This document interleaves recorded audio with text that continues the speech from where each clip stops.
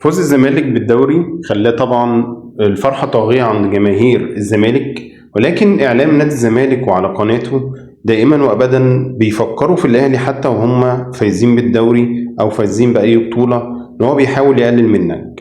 فرد محمد فارس المذيع بقناة الأهلي على الموضوع ده بشكل ساخر وفيه هجوم على كل اللي بينتموا لنادي الزمالك وهم بيحفلوا على الأهلي وبيقللوا منه.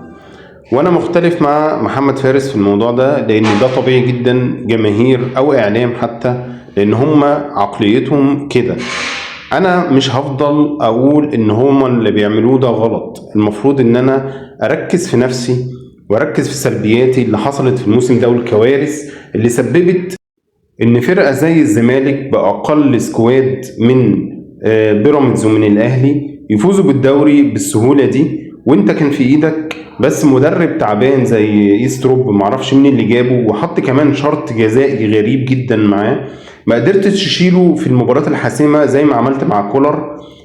وجبت عماد النحاس لما كولر في اخر فتره دي كان بيعاند وكان متعمد ان الاهلي يبقى وحش.